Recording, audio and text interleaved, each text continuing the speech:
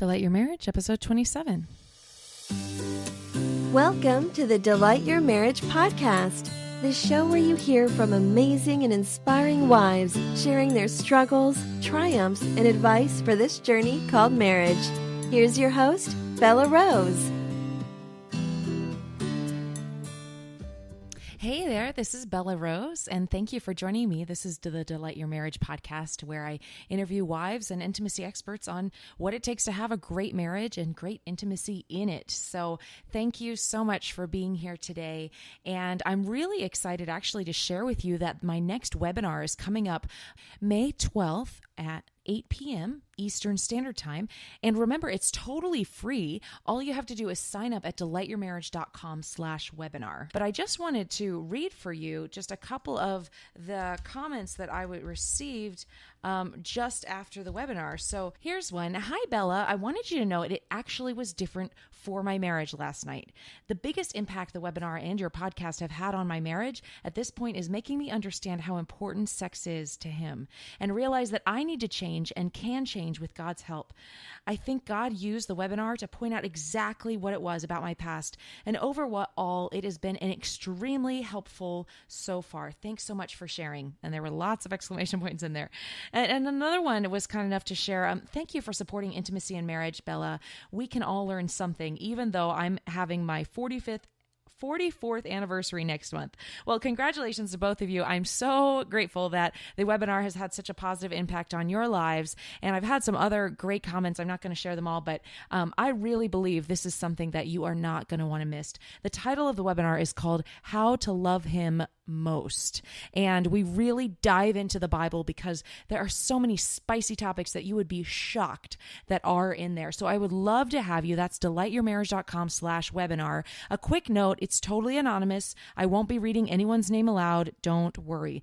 Also, it's not recorded. So a couple of people after each webinar have asked me for the recording, and unfortunately I don't record them because I want it to be a very intimate, private conversation just between you and I and some other anonymous people that are there. But definitely sign up. Again, it is May 12th, 8 p.m. Eastern Standard Time.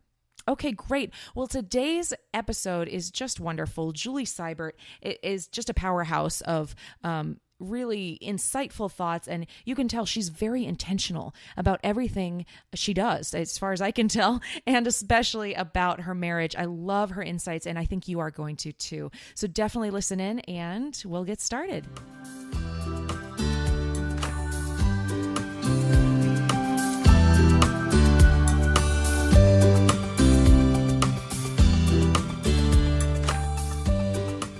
Welcome back, Delight Your Marriage listeners. This is Belah Rose, and I'm really looking forward to today's call with Julie Sibert from intimacyandmarriage.com, and she has got a great marriage journey that she's going to share with us today.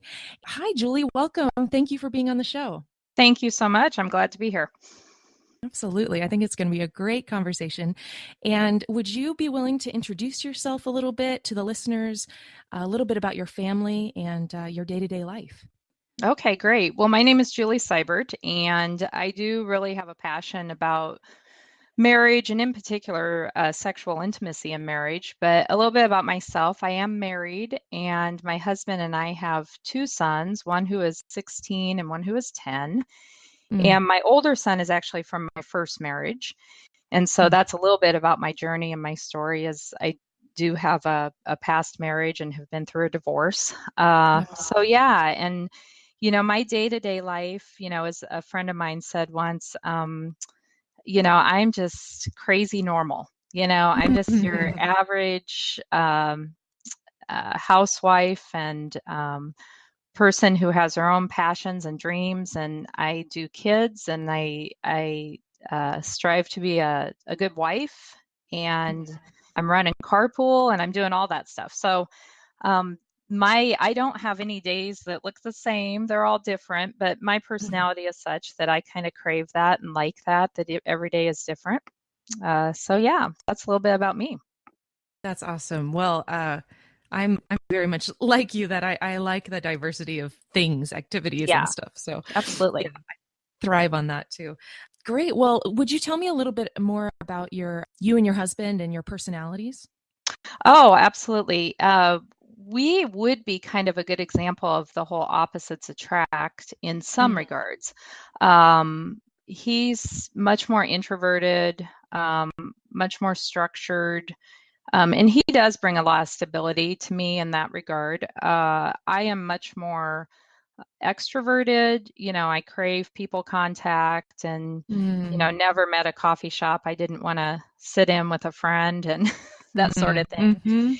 My husband and I think we complement each other very well. As far as the things we really have in common is we both are, really faith is a really big part of our life. So that's a foundational thing for us.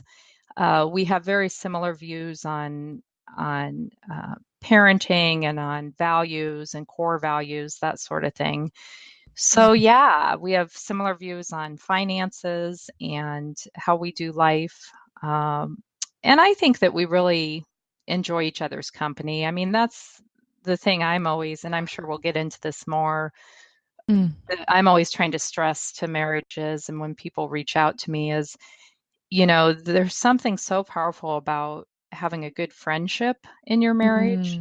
Yeah. And I just think that has to be nurtured. And so we do. We're good at that. Yeah. We take Wow. good care of our friendship. And I'm not saying our marriage is perfect. We all have Yeah. areas to work on, but for the most part, we definitely have a sense that we have each other's back and we have each other's best interest at heart.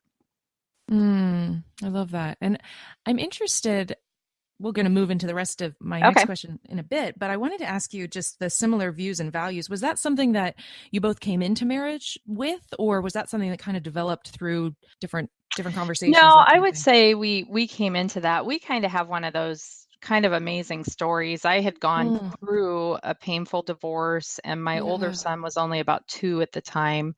Wow. And it was devastating. My ex-husband left me, and there was kind of a third party involved, and I had to sell our house and get rid of our dog. And I mean, it was just painful all the way around. Well, in the process of all that, I had to find a place to live, and I ended up living in the basement of a house. This retired Christian couple had this basement apartment, and a friend of mine knew this family, and so I moved in, me and my little toddler son, and it was a good place for us to heal. And I remember vividly, saying to God, well, that I don't know if there would ever be another man for me, because my standards were that it would be someone who obviously shared a Christian faith, someone who would not only love me, but obviously love my child, someone who had similar views as far as being a financially good steward and not living beyond your means, that sort of thing. And then also someone, because it was a tightly held value of mine that I not have sex before I was married, I would, hold on to that. And so I thought, what are the odds that I'm going to find this man, especially at this point? I was in my early 30s. And lo and behold, right next door, in the house right next door, was this man who he had never been married, and he was a strong Christian, and he had prayed to the Lord. He always wanted to be married, and he had said to the Lord, if you don't bring me a wife by the time I'm 35, I'm going to take that as a sign that I'm supposed to retire early and buy a fishing cabin. So that was like his prayer to the Lord. He laid the ultimatum down to the Lord, which you always gotta be careful about that. So he turned 35 that March. This was in 2001, and we started dating in June of 2001. So we always say there must have been a grace period in his little ultimatum he laid down to the Lord. But so I always say, we are one of those stories. I did marry the boy next door. And so back to your original question, no, we already each of us had those foundational things in place. We both had strong faiths. We both were committed to financial stewardship, and we both agreed that we wouldn't have sex until we were married. So we started dating in June of 2001. We were engaged the following summer in 2002, and then we got married in April of 2003. So we're coming up on 12 years of marriage here pretty soon. So yeah, so that's so we already had some of that foundational stuff in place. So tell me how you and your husband were able to just not have sex before you got married, Randy and you. Well, I think that one of the key things is that, for one, we kind of shared that value. So we kind of had that going into it, knowing that we wanted to maintain some sexual integrity in that regard. But the other thing, from a very practical sense, I mean, because the desire for sex, even if you have that boundary, the desire when you fall in love with someone, I mean, that's a very strong God-given desire. And so it's not that we didn't want to, but I think the thing that really helped us is one of us would always be strong. So when there were times when I was feeling weak, he was strong for us. And when there were times he was feeling weak, I was strong for us. So, and then we were wise about doing our best to not put ourselves in situations where it would be easy to do anything sexual. So we were good about when we were obviously we didn't live together before we were married, and we were good about our time together being out, like dates and stuff like that. But really, when it comes down to us, I think it was one of us was always strong when we needed somebody to be strong. And you went through the timeline. That was 3 years, right? Well, yeah, because we started dating, well, it was probably closer to 2 years, because we started dating in June of 2001, and then we got engaged in the summer of 2002, and then we got married in April of 2003. So I guess it was just under 2 years. But I do understand, sometimes people are like critical of people who have short engagements, but I totally understand that. It's like, I always tell people, it's like, oh my gosh, the marriage, put more energy into planning the marriage than planning the wedding, because the wedding's just one day. And so I understand those kind of short engagements of under 6 months, because boy, you get two people in love and the sexual desire is there. True. Oh, that's so good. And this probably ties in well with maybe if you could share a scripture or a quote that has meant a lot to you over the years. Yeah, I did. Yeah, I did write down, and probably lots of your listeners have heard this quote, but it is a quote that has meant so much to me. It's by Robert Brault. And it's the quote, "Enjoy the little things, for one day you may look back and realize they were the big things." And I have strived to live my life in many regards by that quote, because I think the extraordinary happens in the ordinary. And when we are busy, and we are in a busy season of life, and you're in a busy season of life, and a lot of your listeners are probably in a busy season of life if you're raising kids. But I just really think that those little moments really do make a difference. And yeah, that someday you're going to look back and you're going to see the life you built, and it's not going to be built upon the grand, big things. It's going to be built on the extraordinary that was in the ordinary. So yeah, that's a quote that speaks to me. Definitely. Wow, I just love that so much. Well, a couple things I want to pull out of that is the life that you built, which is just so brilliant, because I think that's something that has been a foundational piece of my marriage as well, is talking about building. What are we building? Every conversation is something we're building, whether it's tearing down or building. Is that kind of how you take that as well?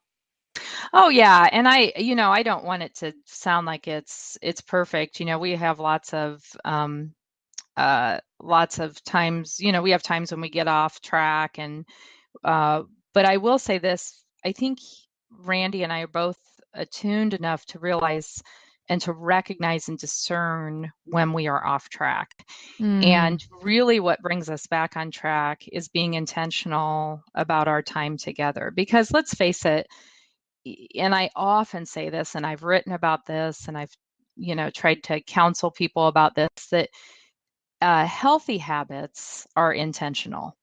No one drifts into healthy habits, whether we're talking about, exercise plans or healthy eating or healthy friendships or healthy marriages. No one drifts into the type of habits that are going to build a strong and healthy marriage. So that you have to be intentional, and then in the same regard, I'm always aware of that unhealthy habits are usually unintentional, meaning no one stands at the altar and thinks, God, I can't wait for the day we only have sex once every 6 months.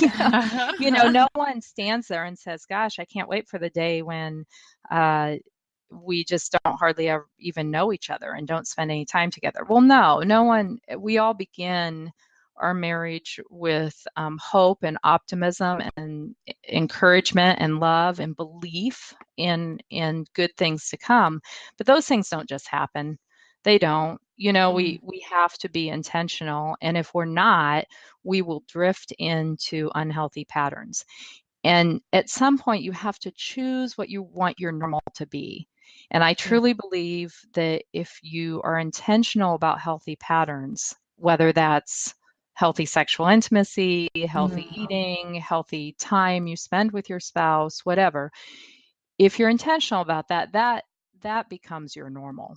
It really does. And in the same regard, if you're not intentional, if you just are hoping those things will happen, but you don't walk in the direction of health, then unhealthy patterns become your normal. And this is what happens when I hear from couples who haven't had sex in months, or I recognize right away, well, that didn't happen overnight.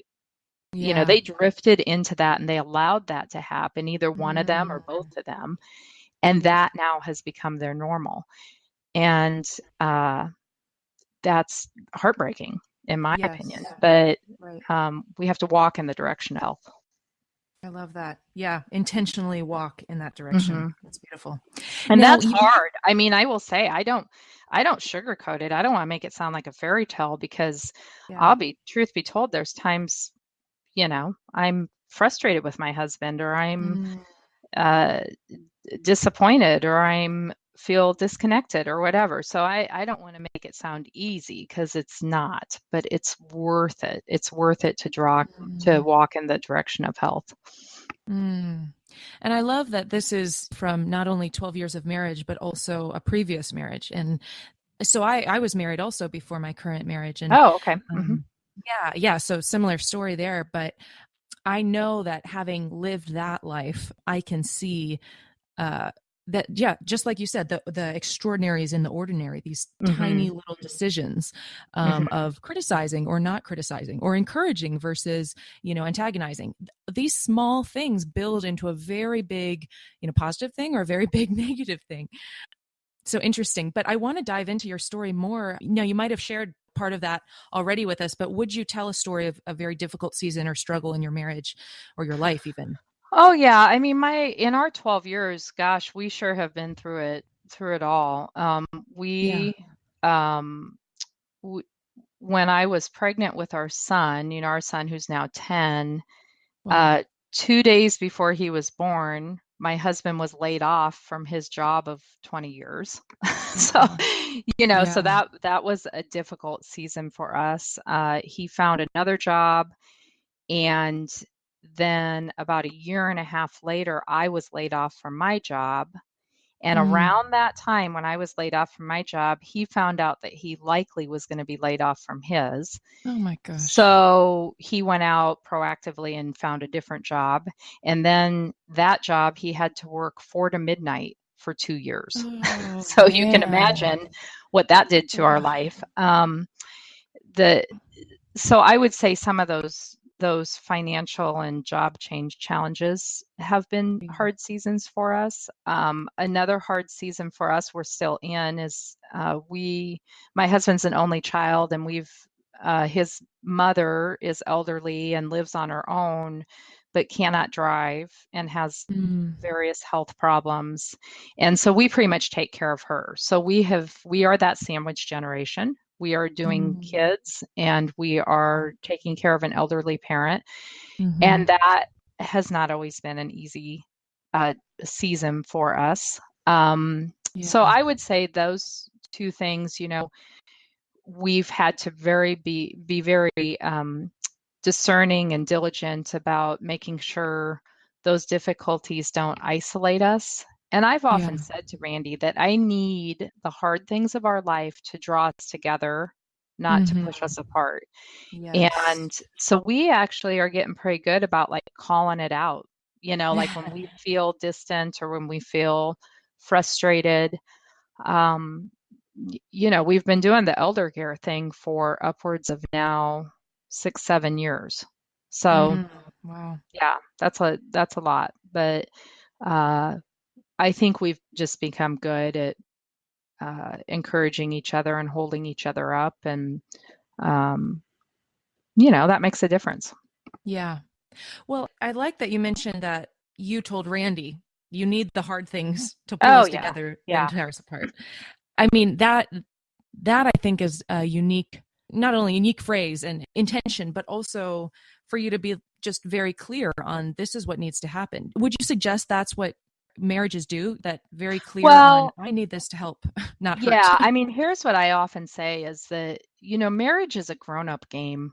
It really Mm. is. It's not for the drama queens and the passive aggressiveness and the Amen. selfishness and so if I could tell, I have a couple nieces who are getting married pretty soon, and of course it's hard to tell a young 20 something. It's hard to tell Yeah.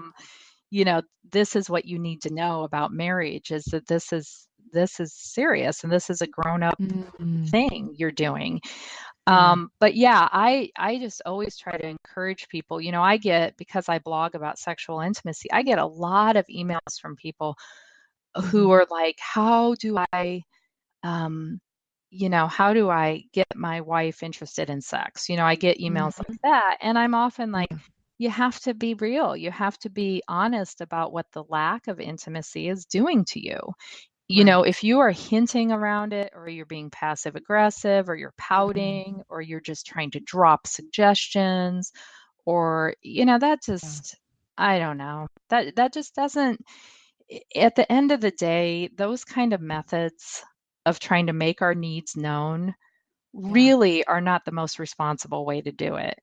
Mm. And it's not that when we ask for what we need that we're always going to get it.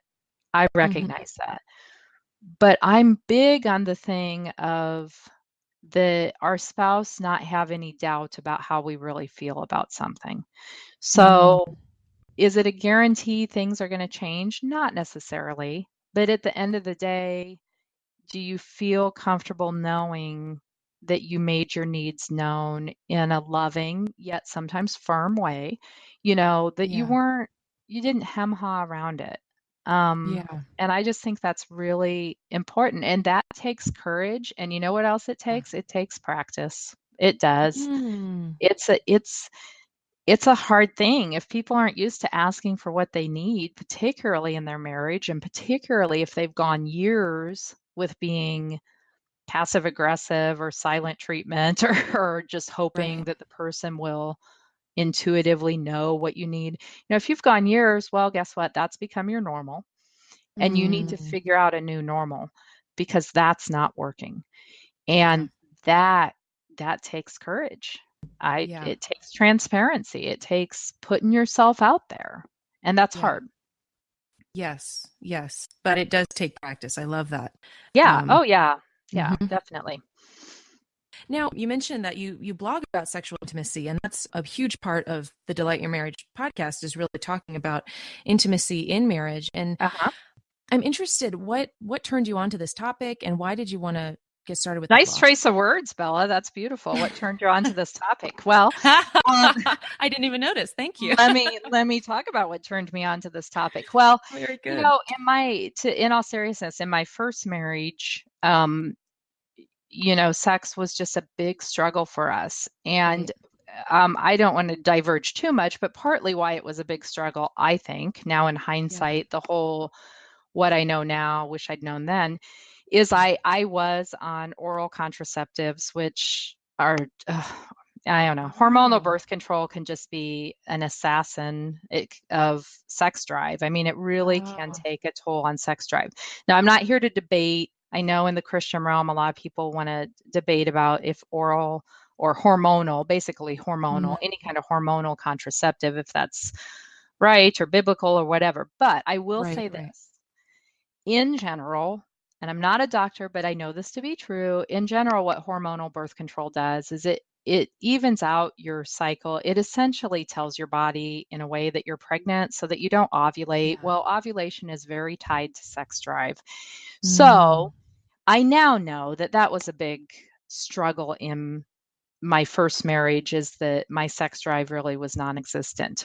Even mm, so, I think had he and I really addressed that, we would have been able to overcome it. And had I researched more and had he been more proactive about talking to me about how frustrated he was, that sort of thing. yeah, yeah, That wasn't our only issue in my first marriage, but that was a yeah. huge one. And so when I came out of my first marriage and the pain of that divorce and the devastation, I Yeah. just vowed to myself that if I did ever get married again, I just was not going to take this area of sexual intimacy for granted. Mm, And I was going to be intentional. And so my husband, I always say that we're very grateful that I was so determined in that, and he feels the yeah. same way. So as I started talking to other women, particularly in the Christian realm, although I hear from women who aren't Christian, but I started to realize that this whole issue of sexual intimacy in marriage is a huge thing Yeah. and a huge struggle for many couples. And so and I'm a writer by Yeah. training, I have a journalism degree. And so I just thought, well, maybe I'll start a blog, Yeah. just thinking it wouldn't really be that big a deal, but I'll reach out. I'll try to do that. And it didn't take long before I started hearing from people all over the world Wow. about these struggles with sex and marriage. And so that really kind of opened the door. And I've spoken on it before and would love to speak on it more and go to conferences, do all that. But that's Mm, my heart passion, is that yeah. area. And I'm not saying that sex is the only thing in marriage or the most important thing. It's just that's where my heart is to speak into. Yeah. And so I've And enjoyed that. I've enjoyed blogging, and then I co-wrote a book with mhm. another author. And so yeah, that's my wheelhouse. Sex and marriage is my wheelhouse. So And the name of that book is Pursuit of Passion. yeah, Um, Pursuit of Passion, Discovering True Intimacy in Your Marriage. And I co-wrote that with a couple out of Florida who had followed my blog for a while. And the man had written a marriage mentoring book. mm, And so he and his wife reached out to me and they said, hey, we want to write a book about sex and we want to write it with you. So mm, that's what we did. And it's a cool story. It's a great story. I've never even like met this couple face to face, even now, all wow. these years Wow. later, Mhm. but great Christian couple who have a heart for marriage. And so we wrote this book and yeah, I hope it's blessing people. I think it is. I mean, Yeah. I Yeah. hear from people and I believe it is. And the good news is that there are so many great Christian resources out there. People And we're wouldn't have to look too far for good resources.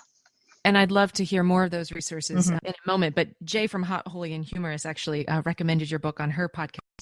Oh So yeah. she loves it. But I wanted to ask you just a little bit more about what you mentioned. So here's something that I have thoughts about sometimes now in the marriage ministry. I see a lot of problems in my past marriage and the reasons for the divorce.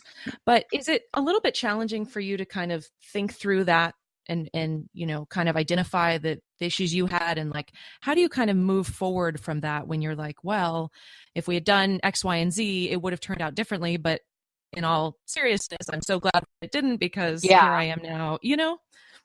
Yeah, I do. I mean, I think I'm definitely in the camp of, and at one point I did, even after Randy and I were married, I did call up my ex-husband, and the thing is we see him a lot because Wow. he's in the same town and we're co-parenting. We have Wow. this child together. So we have quite a bit of contact with him. So this isn't an Okay. ex-husband who lives far away and who I never see. I mean, this is somebody who I'm still very close to his parents and his sister, and we sit together at ball games, all of us, Wow. me and my current husband, and my ex-husband is remarried and has another child. And so our situation, I think I resolved very early on that I wouldn't let the pain of my divorce inhibit my ability to parent with this person. And I'm not saying that's always been easy, but as far as the difficulties in my past marriage and how I reconciled that is I just I just really kind of surrendered it to God, to be honest. I knew that I could take lessons from that in areas where I was careless with sexual intimacy just by not nurturing it and not realizing how important it was to the marriage. I knew that I could make different choices in my current marriage. And, you know, I just was very intentional about that. And truth be told, I like sex a lot. So I think Yeah. I didn't Hmm. realize that so much in my first marriage because I was young and because obviously the challenges with the hormonal contraception and stuff. But I really find a lot of reassurance and connection from that intimacy. Yeah. And so I just feel like the whole infamous it's all been worked for the good, so to speak, Yeah. that Yeah. it's fine. It's okay. Yeah. What would you say to women that have gone through a divorce? I feel like a lot of times in Christian circles, because of the infamous Bible verse that says Yeah. God hates divorce. So how can you encourage women in that area that have gone through that? Well, and most people have probably heard this. God does hate divorce. He's not crazy about divorce because if we really just look at the core of it, marriage is a covenant relationship. It's unlike it was designed by God, and it's unlike any other relationship. It's unlike the Mhm. relationship we have within our families. It's unlike the relationship we have with our coworkers and our friends and our children and so forth. So it's a covenant relationship. And so obviously something designed by God, when that is destroyed or treated carelessly or whatever, obviously, that's why God hates it. But we know this truth about God too, that he's a redemptive God. He is a God of always longing for us to have the hard things of our life draw us closer to him. Mhm. So I just would say to anybody who's been through a divorce, or, and this is a key thing too, because it's a big thing in the Christian realm, anybody who's struggling with their past promiscuity or their Right. past sexual choices that they Absolutely. think to themselves, woulda, coulda, shoulda, I wish I would have made better choices. Well, here's the thing. You Right. can make better choices going forward. Your past divorce or your Mhm. past promiscuity, those don't define you. You are Right. defined by who you are in Christ. And Mm. once we realize that and grasp that and believe that, we are able to look honestly with God at our past poor choices and able to see how those equip us, how the lessons from that equip us to make healthier choices going forward. And I've often said, and this is the dichotomy of it all, I would have never asked for the pain of my divorce. I would have never asked for that, but I Mm. wouldn't trade one lesson I have learned through that. I wouldn't Amen. trade one lesson now of what I learned about the depth of God's love for me, about the Mm. strength of my friendships who helped me through that time, and about my ability to build that I still had it in me to build a healthy marriage. Yeah. I wouldn't trade those lessons. I wouldn't. Yeah. I love that. And I think that last point you hit on of if you have the ability to create or to build a healthy marriage, I think that's often a insecurity of someone who's had a failed marriage, or like you said, had a lot of promiscuity. Do they even have that capability? What do you think God's taught you in that area?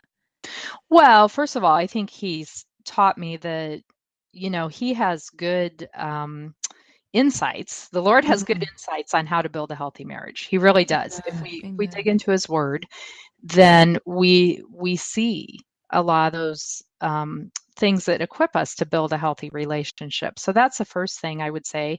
And the other thing he's kind of opened my eyes to is that a lot of what makes a marriage strong are learned skills. They are skills you can learn.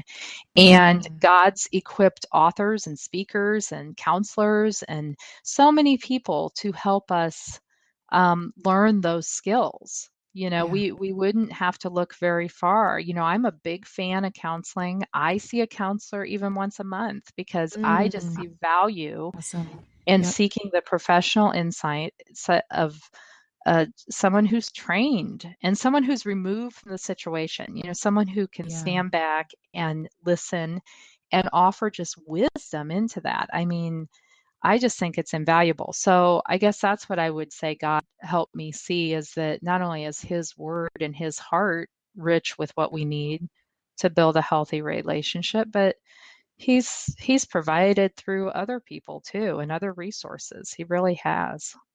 So, as a follow up, just a quick two questions. I wanted to ask, when did you start the counseling, if you don't mind?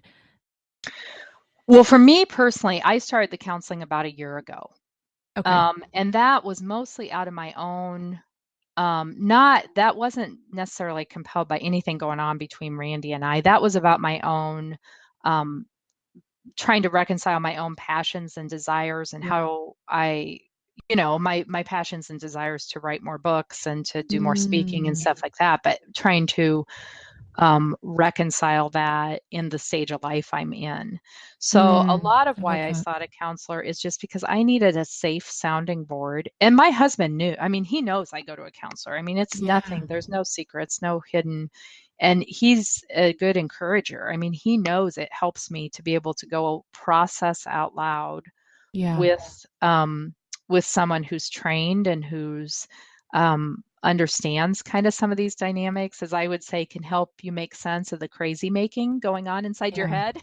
Yep. So I just think, I know, sadly, and even in the Christian realm, we still kind of have a taboo about counseling, but I Right. think they're invaluable resources, especially if you can find a good one who shares your values and who just you have a good fit with. And I have found that in mine. and That's awesome. I won't stop going until maybe the Lord tells me I don't need to go anymore. But Yeah. I just really appreciate her insights. I love that. And I completely am on board with you with the counseling. I mean, that is just so helpful. And the cool thing is, well, two things. If someone's listening and doesn't know where to find a counselor, the first thing to start is your local church. Absolutely. They yeah. So, and that's how I've found good counselors. Is that how you found yours?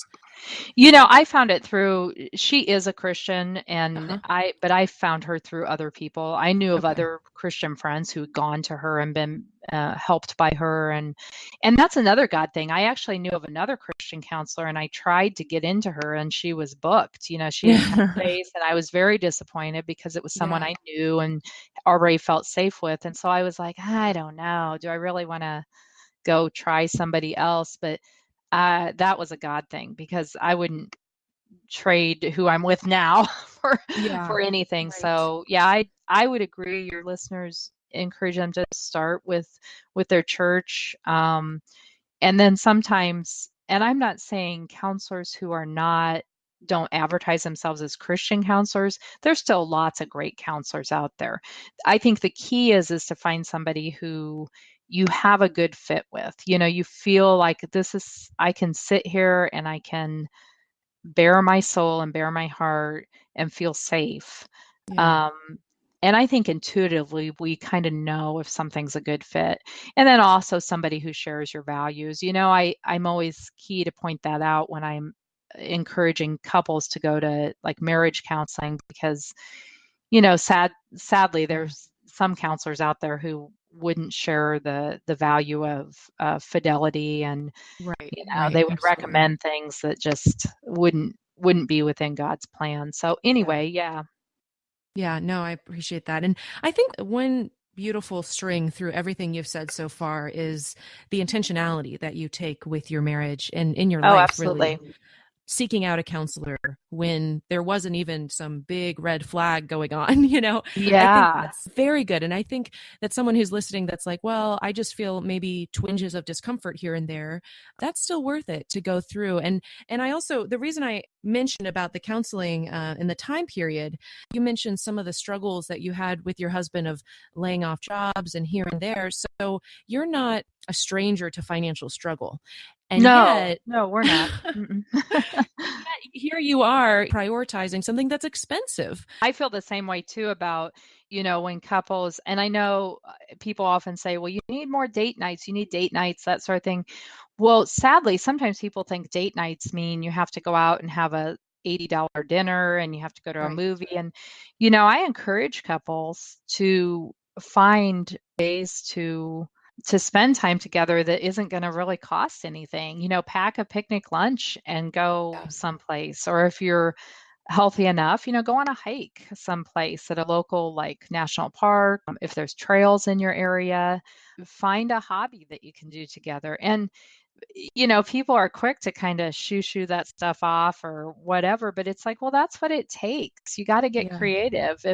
And as far as the financial thing on counseling, if your insurance doesn't cover anything, well, then here's the thing, seek out either a resource from your church, if there's someone you can talk to there, or I always say a mentor is a good thing. If you're a Christian woman, and I do think you need to stick with, if you're on mentors, you need women mentors for women and men mentors for men. I just think that keeps things kind of above board. But if you're a Christian woman and you're like, man, I just need another mature Christian woman who's kind of been further along in the journey to just listen to me and speak into me, pray about that and have your eyes open to maybe someone who would be hungry to do that for you, but they maybe wouldn't initiate it. So if you step out and say to an older woman at your church or somebody in your neighborhood or something and say, hey, I just need someone who to